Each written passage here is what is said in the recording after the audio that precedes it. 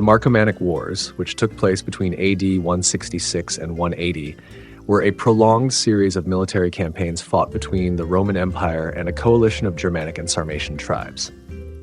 Chief among these were the Marcomanni and the Quadi, along with the Sarmatian Iazyges. Centered along the empire's northeastern frontier, primarily the Danube River, these conflicts also drew in other groups, such as the Gothic peoples and various smaller Germanic and Steppe tribes. These wars consumed a significant portion of Emperor Marcus Aurelius's reign and posed one of the greatest external threats Rome had faced in centuries. In fact, for the first time in nearly 270 years, hostile forces penetrated deep enough to threaten the Italian heartland itself.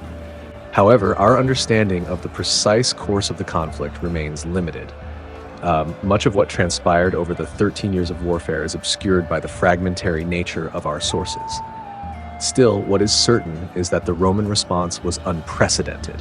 Never before or after did Roman legions advance so far toward what is now the territory of modern Poland. Historians generally attribute the outbreak of the so-called Marcomannic Wars to large-scale migration and social transformation occurring across Central Europe during the 1st and 2nd centuries AD. At that time, the region was home to a wide array of tribal societies often labeled as Barbarian by Roman sources. One of the most significant developments was the gradual migration of the Gothic and Gepid peoples, who are believed to have moved from their ancestral homelands in Scandinavia toward the Black Sea region. This migration triggered a wider chain reaction, setting off a series of population displacements and violent tribal conflicts that rippled across much of Central Europe. As these migrating groups, particularly the Goths, pushed into new territories, they displaced existing populations, especially Germanic tribes. Pressured by this upheaval, many of these tribes sought refuge and new land, increasingly directing their attention toward the wealthier, more stable provinces of the Roman Empire. This growing pressure along Rome's northern frontier helped set the stage for the Marcomannic Wars.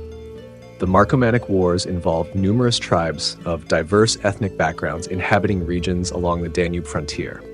Among these, the Germanic Marcomanni and Quadi, after whom the wars are named, and the Sarmatian Iazyges played the most prominent roles. By the beginning of the first millennium, the Marcomanni had established a relatively strong and organized state in the areas corresponding to present Bohemia and Moravia. Their strategic position and growing power had long drawn Roman attention.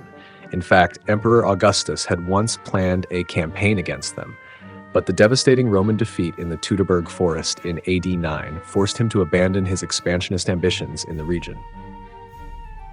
Roughly 80 years later, during the reign of Emperor Domitian, Rome once again clashed with the Marcomanni and Quadi, this time in a defensive campaign fought between AD 89 and 92. Over time, the proximity of these tribes to the Roman Empire accelerated their social and cultural development. Through careful observation of their more advanced neighbors, the Marcomanni improved their craftsmanship and gradually adopted elements of Roman military practice, making them far more formidable opponents by the time of the wars under Marcus Aurelius.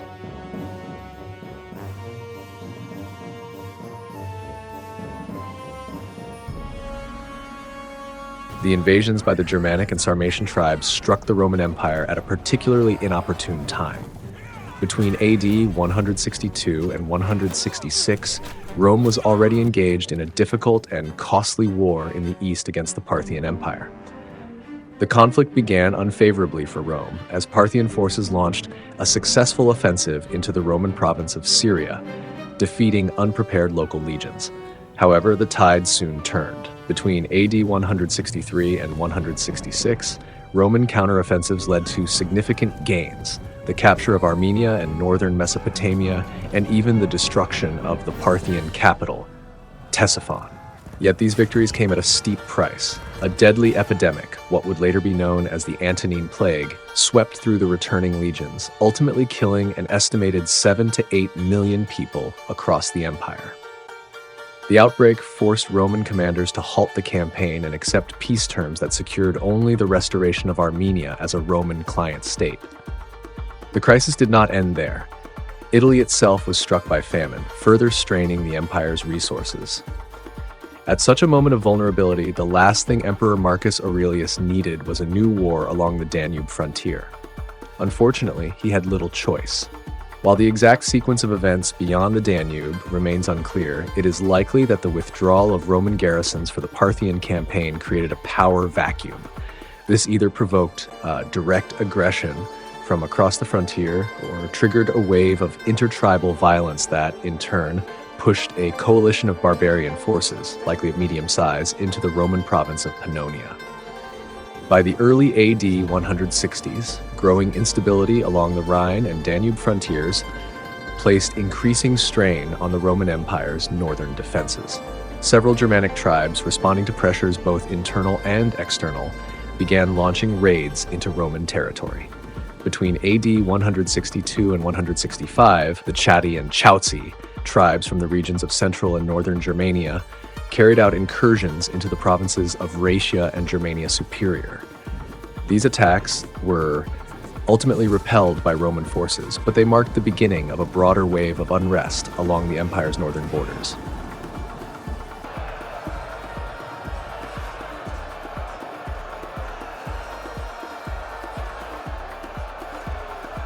Around AD 166 or early 167, a medium-sized invasion breached the Roman frontier in Pannonia Superior.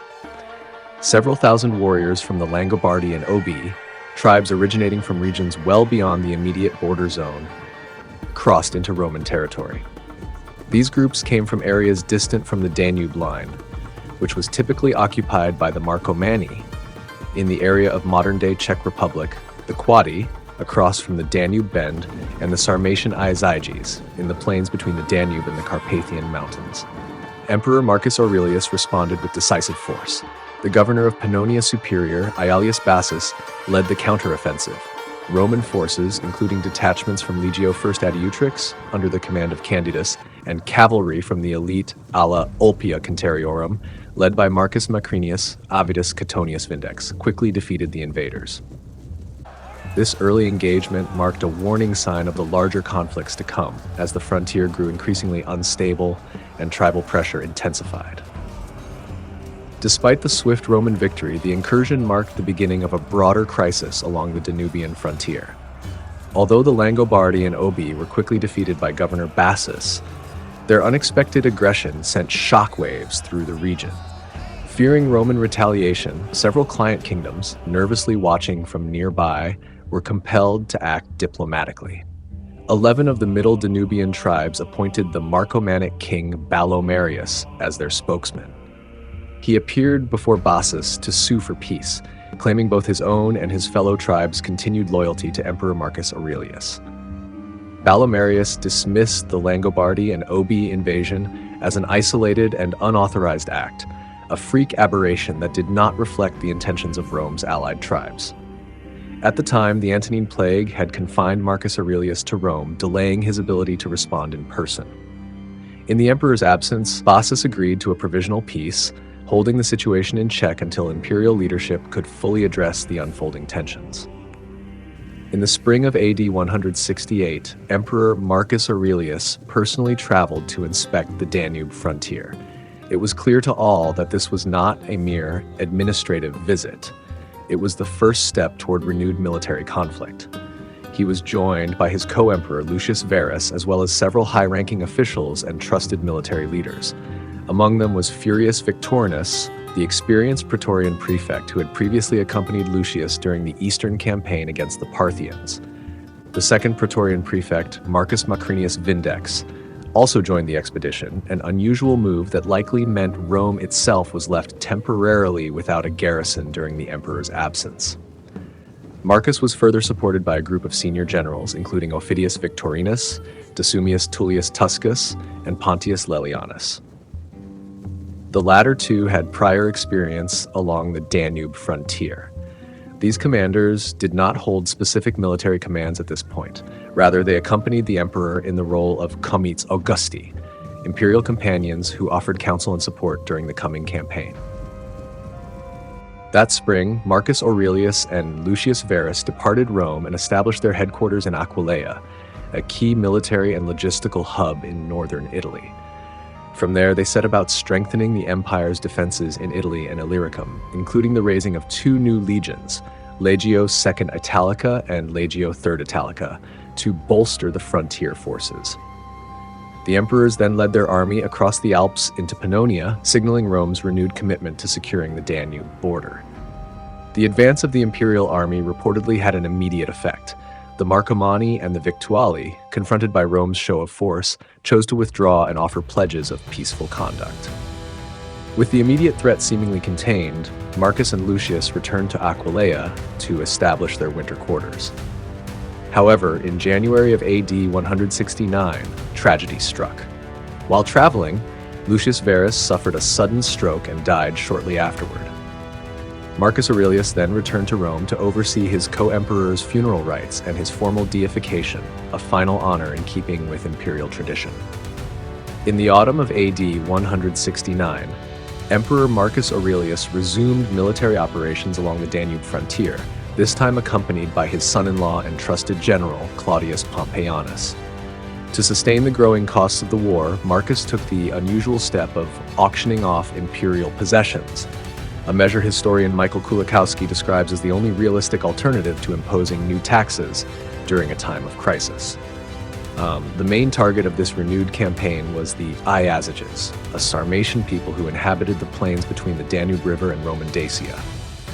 Early in the campaign, the Iazyges dealt a significant blow to Roman command by killing Marcus Claudius Fronto, the governor of Lower Moesia. While the Roman army focused on the Iazyges, other tribes exploited the distraction. In the east, the Costoboci crossed the Danube and launched devastating raids deep into Roman territory. They ravaged Thrace and advanced as far south as Eleusis in Greece, where they destroyed the sacred sanctuary of the Eleusinian Mysteries, one of the most important religious sites in the ancient world. Despite these setbacks, Roman forces gradually regained control of the Balkan provinces, with crucial logistical and naval support from the Adriatic port of Salonae in Dalmatia. A far more serious threat to the Roman Empire emerged from the west. Under the leadership of King Ballomarius, the Marcomanni forged a coalition of Germanic tribes and launched a major invasion across the Danube. Near the Roman military hub of Carnuntum in Upper Pannonia, headquarters of Legio XIV Gemina, the invaders inflicted a devastating defeat on Roman forces. This confrontation, often referred to as the Battle of Carnuntum, ended in disaster for Rome. The Roman army, composed largely of inexperienced troops, was heavily outmatched. Despite fighting with determination, the legions were unable to withstand the onslaught of the seasoned Germanic warriors. As many as 20,000 Roman soldiers were killed, marking one of the most catastrophic defeats of the war. The situation quickly spiraled into a crisis. Large numbers of Germanic and Sarmatian tribes overwhelmed the Danube frontier, breaching Rome's defensive fortifications and penetrating deep into imperial territory. These invasions brought widespread destruction, with entire towns and settlements ravaged. Tens of thousands of Roman civilians were captured and carried across the Danube, where their labor and skills were used to strengthen the economies of the invading barbarian states.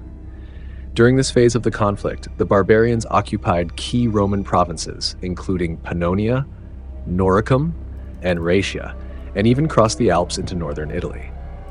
For the first time since the invasions of the Cimbri and Teutons in 105 BC, the Italian heartland itself faced the threat of foreign invasion. The early months of AD 170 marked the height of the Marcomannic crisis. Barbarian forces, having crossed the Alps, captured and destroyed the city of Opitergium, modern Oderzo, and soon after laid siege to Aquileia, a key Roman stronghold in northern Italy. An attempt to relieve the city was led by Titus Furius Victorinus, the Praetorian prefect. However, the mission ended in failure. Victorinus was either killed in battle or succumbed to the Antonine Plague, as sources differ on the cause of his death. The news of Aquileia's siege and Victorinus's death, combined with the still raging plague and a recent famine, caused widespread panic in Rome. The unexpected success of the initial Germanic invasion had even caught the invaders off guard, leaving them uncertain about their next move. Their withdrawal back across the Alps, likely to regroup and plan further action, provided Marcus Aurelius with a crucial, if brief, breathing space in which to organize a counteroffensive. Faced with a severe military manpower shortage, Marcus took extraordinary steps. A mass conscription effort was launched across Italy, drawing not only from traditional sources but also enlisting gladiators, slaves, and even convicted criminals into the legions. To further bolster defenses, Marcus redeployed troops from Britain to the Italian front. The financial strain of the war also required unprecedented action. With state coffers depleted, Marcus financed the defense of the empire personally, selling or pledging imperial valuables, including jewelry, silverware, and other palace possessions. In an effort to restore public morale, Marcus authorized the performance of extraordinary religious rites, such as the Lectisternia, ceremonies reserved by Roman tradition for moments of grave national peril. These measures served not only to appease the gods, but to reassure the Roman people during one of the most critical periods of his reign. In response to the Marcomannic invasion, Marcus Aurelius reoriented the empire's strategic priorities. Reinforcements were transferred from other frontiers, reflecting the seriousness of the northern threat. Supreme military command was entrusted to Tiberius Claudius Pompeianus, the emperor's son-in-law, with the capable Publius Helvius Pertinax, the future emperor, serving under him.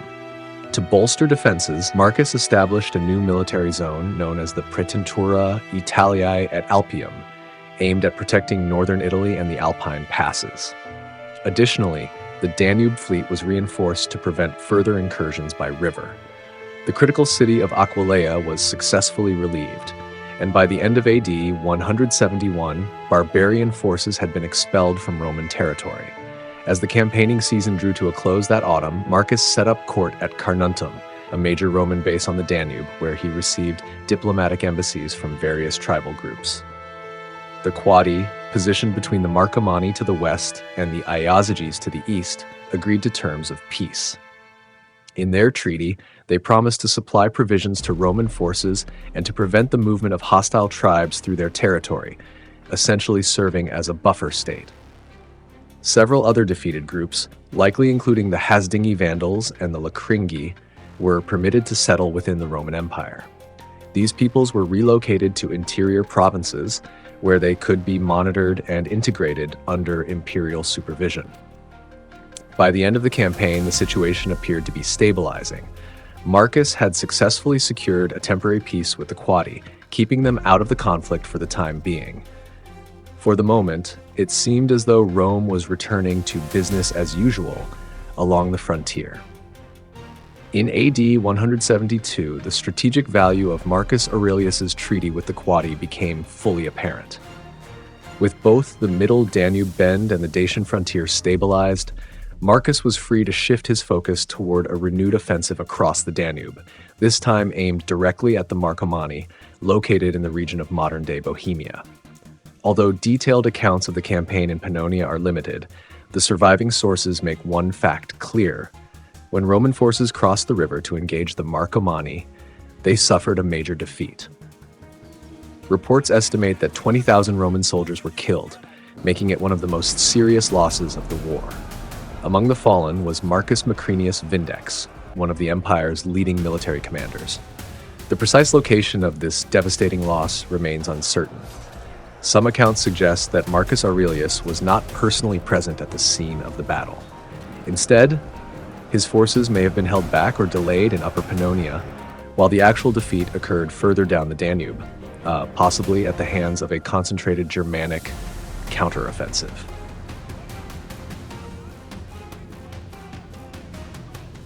Whatever the precise circumstances of the Roman defeat, two key factors appear to have significantly strengthened the Marcomannic position. First, while the Quadi did not openly violate their treaty with Marcus Aurelius, they acted as benevolent neutrals toward their Germanic kin. Though they avoided direct military engagement, they provided sanctuary and support to the Marcomanni. This ambiguous behavior created confusion among Roman commanders, who struggled to determine whether the Quadi remained trustworthy allies or covert participants in the conflict. More consequential, however, was the appearance of a powerful new ally on the side of the Marcomanni, the Sarmatians. Specifically, the Iazyges, the most warlike and mobile branch of the Sarmatian peoples, entered the conflict. Occupying the Hungarian plain between the Danube and the Carpathians, the Iazyges brought with them a long-standing reputation as formidable cavalry raiders from the Eurasian steppes. Their sudden alignment with the Marcomanni revealed a troubling new reality for Rome. Marcus now faced not only a pan-Germanic coalition, but also a broader alliance that united Germanic tribes and nomadic Sarmatian horsemen. This new phase of the war would demand an even more vigorous and calculated imperial response. Despite earlier setbacks, Marcus Aurelius had by this point earned the deep trust and admiration of his troops. His leadership, calm under pressure, and stoic discipline led some soldiers to believe he possessed divine favor. In one widely circulated story, Marcus was said to have called down a thunderbolt from the heavens to destroy a barbarian siege engine, an event later commemorated on Roman coinage. Such tales enhanced his reputation and served as powerful imperial propaganda.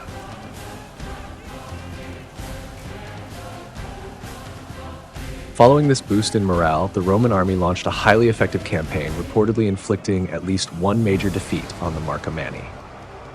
Roman forces advanced deep into Moravia and western Slovakia, north of the Danube bend, striking at the heart of Marcomannic territory.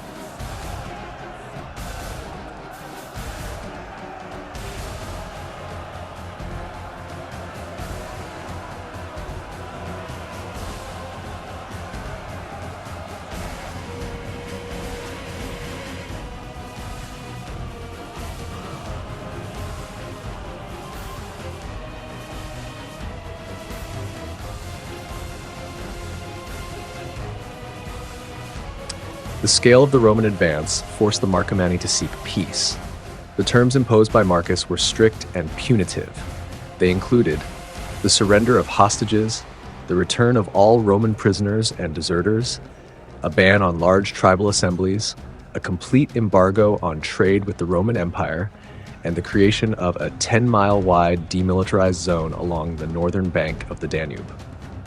While the military success was substantial, the propaganda value may have exceeded the actual territorial gains. Nevertheless, both Marcus and his son, Commodus, adopted the honorific title Germanicus before the start of AD 173, a formal recognition of victory over the Germanic tribes.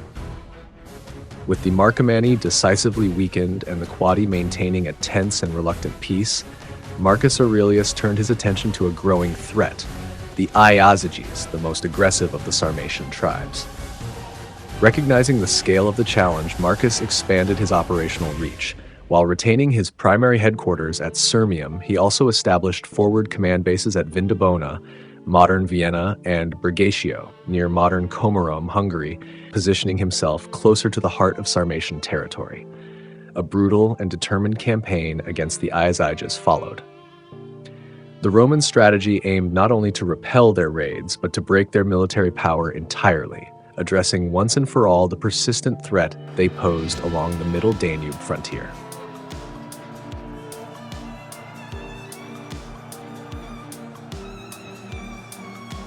It was likely the relentless Roman campaign against the Iazyges, coming so soon after the humiliation of the Marcomanni, that finally pushed the Quadi beyond their limits.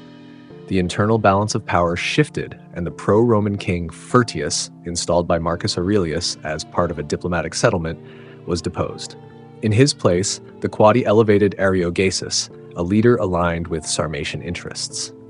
This act was a clear violation of the treaty with Rome and constituted, in effect, a declaration of war. Marcus, typically restrained in matters of emotion, broke with his own stoic principles. Enraged by the betrayal, he placed a bounty on Ariogaesus' head an exceptional move that signaled the seriousness of the renewed conflict. The Quadi soon joined forces with the Iazyges, launching a new raid into Pannonia. However, the apparent strength of their alliance may have bred overconfidence. The most notable episode of this campaign was the Battle on the Frozen Danube, an extraordinary engagement that became legendary in Roman military history. As the Iazyges attempted to return across the icebound Danube with their spoils, Roman forces, having anticipated their route, launched a surprise attack. In a dramatic confrontation, reminiscent of Alexander Nevsky's battle on the ice in AD 1242, but on a much grander scale, the Romans struck with perfect timing, annihilating the retreating Sarmatian force. The Sarmatian cavalry, known for their power and speed, mounted a desperate countercharge, but the icy surface betrayed them. Horses lost their footing and their formations collapsed. Roman infantry squares, disciplined and well-positioned, held firm and repelled all assaults, turning the icy battlefield into a decisive Roman victory.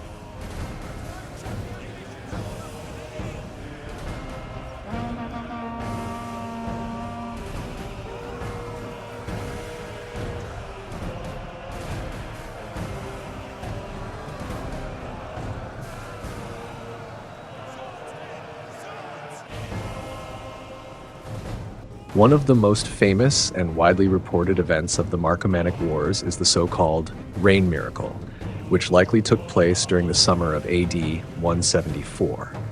According to multiple ancient sources, the Roman army, allegedly under the direct command of Marcus Aurelius, found itself in a precarious situation. Surrounded by overwhelming Quadi forces on flat, open terrain with no access to water, the legionaries suffered terribly under the intense heat and drought. At the height of their desperation, a sudden and heavy downpour began. The rain was so intense that soldiers were reportedly able to fill their helmets with water, drinking and refreshing themselves after prolonged suffering. For a moment, the army was so relieved by the chance to drink that the battle seemed forgotten. At that critical juncture, the Quadi launched a mass assault, hoping to catch the Romans in a moment of vulnerability. Furious hand-to-hand combat broke out. But the morale of the Roman troops, revived by what they interpreted as divine intervention, was significantly elevated. Many soldiers believed the gods had come to their aid. Ancient historian Cassius Dio vividly describes the chaos that followed, a blur of rain, blood, and battle, with Roman soldiers so eager to drink that they continued gulping water even while fighting, some reportedly swallowing blood along with the rain. Then came the second phase of the miracle. A series of hailstorms and lightning strikes descended upon the battlefield, further disrupting the Quadi's attack. These natural phenomena scattered the enemy ranks far more effectively than Roman steel. Unable to maintain cohesion, the Quadi broke and fled, leaving the field to the victorious legions. Though embellished by time and interpretation, the rain miracle became a powerful symbol of divine favor and Roman resilience, widely commemorated in imperial propaganda, art, and coinage. The so-called rain miracle was later interpreted by Roman soldiers and observers in differing ways, reflecting the empire's religious diversity. Pagan soldiers viewed the sudden storm as a sign of divine favor, proof that the gods watched over Marcus Aurelius. In contrast, Christian believers interpreted the event as an act of intervention by the Christian God, further strengthening the belief that their faith was uniquely powerful even within a polytheistic world. Following this extraordinary episode, Marcus continued his campaign against the Quadi with relentless pressure, though without engaging in any major pitched battles. The fighting during the remainder of AD 174 was marked by slow, grinding attrition, a test of endurance rather than dramatic conquest. The Quadi, now isolated, hoped for external relief, either a renewed uprising by the Marcomanni or intervention by the Iazyges, but neither materialized. By the end of the year, the Iazyges themselves were under such pressure that their internal peace faction temporarily gained dominance. This shift left the Quadi even more vulnerable. By early AD 175, the Quadi finally sued for peace, accepting terms nearly identical to those previously imposed on the Marcomanni. Marcus granted the peace but made a calculated distinction between the two tribes. While the Quadi received the same formal terms, he eased certain restrictions on the Marcomanni, reopening limited trade and reducing the width of the demilitarized zone on the Danube's northern bank from 10 miles to 5. This was a deliberate political message, a classic Roman strategy of rewarding cooperation. The Marcomanni, having complied earlier, were shown leniency. The Quadi, by contrast, were reminded that their defiance had cost them and that Roman peace came with conditions. By April of AD 175, the Quadi had formally signed a peace treaty and were effectively removed from the military equation. This allowed Marcus Aurelius to focus the full might of the Roman war machine on his remaining adversary, the Iazyges. The emperor now declared a new and uncompromising war aim, the complete extermination of these persistent and elusive nomads who had long harassed the Danubian frontier. Although few detailed records survive regarding the final phase of the campaign in AD 174 to 175, it is clear that Roman forces made significant advances. So effective was their pressure that by June 175, Xanthicus, king of the Iazyges and once a leading proponent of war, approached Marcus with a desperate request for peace.